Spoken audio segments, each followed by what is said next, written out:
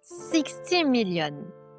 That is how many active luxury consumers disappeared between 2022 and 2025. In 3 years. While global GDP was growing, while employment was relatively stable, while the world was, by most measures, not in crisis.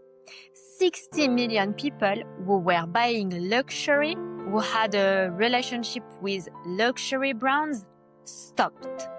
Not because they couldn't afford it anymore, not because they stopped wanting it, but because something broke in the relationship between them and the brands they used to love. That is what this episode is about. Not the tariff, not China, not the macro. Those are the headlines. This, the 60 million, is the story underneath the story. And if you are building a brand, working in luxury, or just trying to understand where this industry is going, this is the number you need to understand. To understand why 60 million people left, you have to understand how they arrived. The post-pandemic surge in luxury 2020, 2021, 2022 was extraordinary. Sales records were broken. Waitlists stretched to years. Brands that had been cautious about growth suddenly found themselves with more demand than they could manage. But a significant portion of that growth came from what the industry calls the aspirational consumer.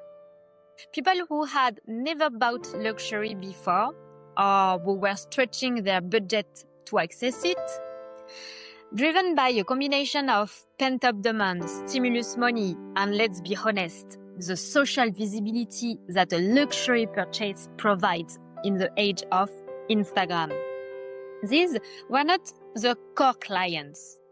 They were not the ultra-high net worth buyers who have always been there. They were new entrants to the category. And for a few years, the industry welcomed them. Then it changed its mind.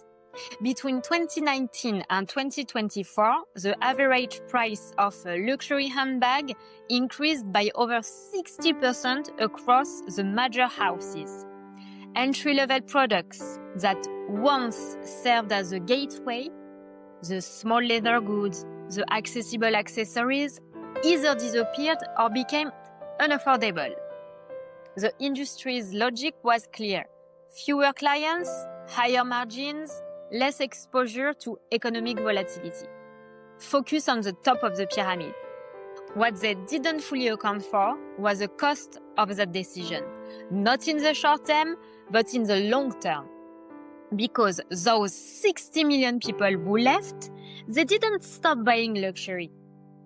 They went somewhere else. Here is the part of the story that I found genuinely fascinating.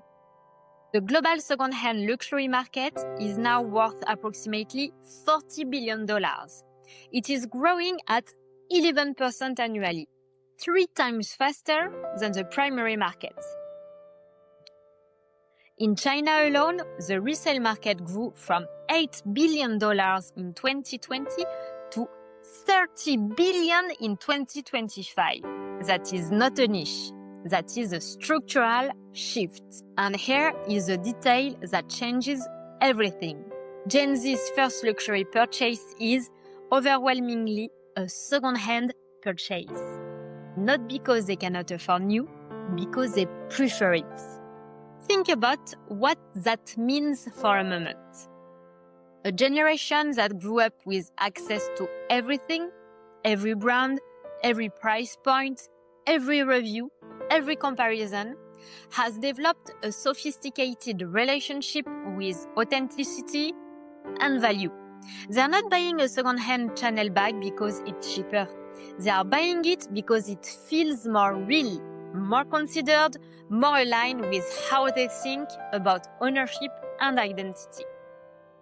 The brands built their entire strategy around controlling the primary market, the provenance, the retail experience, the price architectures, all of it designed to create a specific relationship between client and brand. And the parallel economy has grown up alongside it. One they don't control, one they don't profit from, one they, in many cases, actively resist. The brands that are starting to engage with resale, that are beginning to see it as an extension of their ecosystem rather than a threat to it, are the ones that understand where their next generation of core clients is coming from. The ones that resist it are watching their future clients build a relationship with their brand through someone else's platform.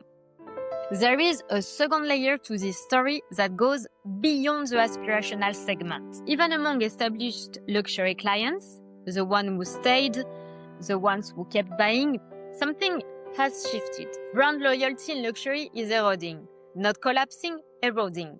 Slowly, consistently, in ways that don't show up immediately in quarterly results, but that accumulate over time. The research is consistent across markets. Clients feel that the relationship has become transactional.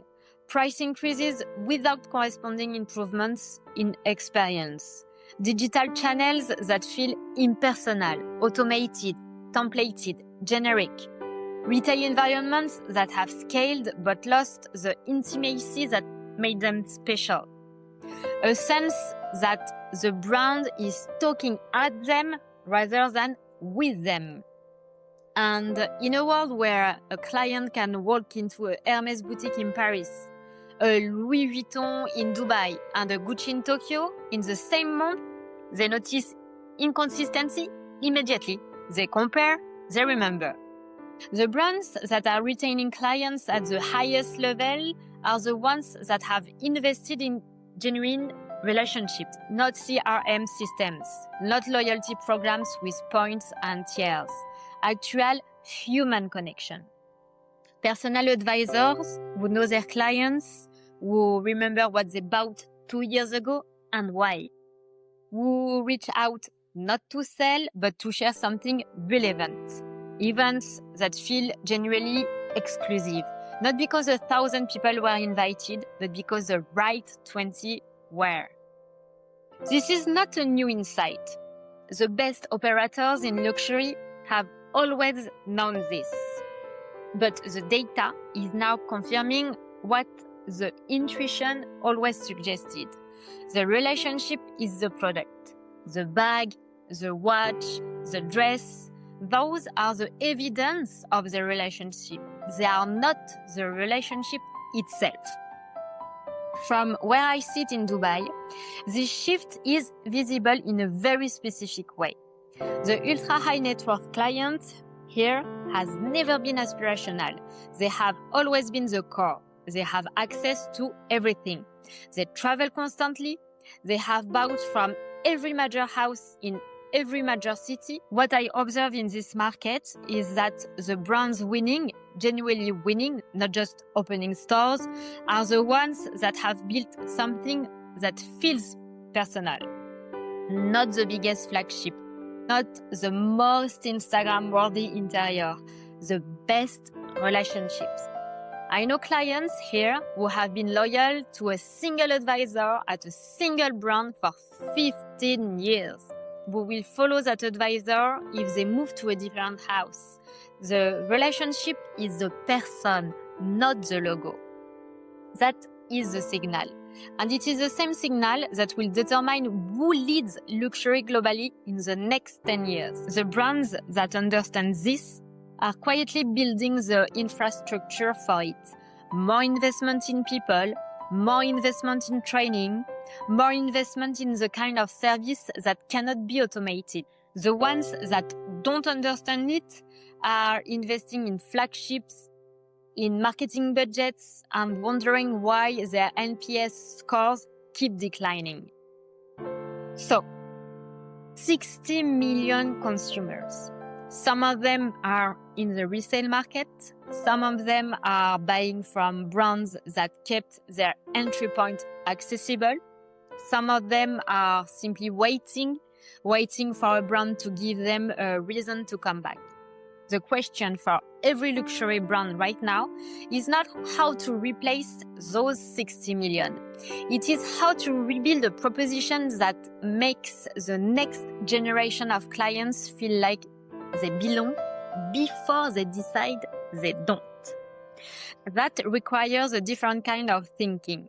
Less about the price architecture and margin management, more about what the brand actually means to the people it serves. Less about who can afford it, more about who it's for. That distinction between a brand that manages access and a brand that creates belonging is the most important strategic question in luxury right now. And it is one I will keep exploring here every week. If this episode gave you something to think about, share it with someone in the industry. Subscribe wherever you listen to podcasts. And if you want the written version of these ideas, the Luxury Brief newsletter goes out every week on LinkedIn. I'll see you next week. That's your brief for today from Dubai. Subscribe and I'll see you next week.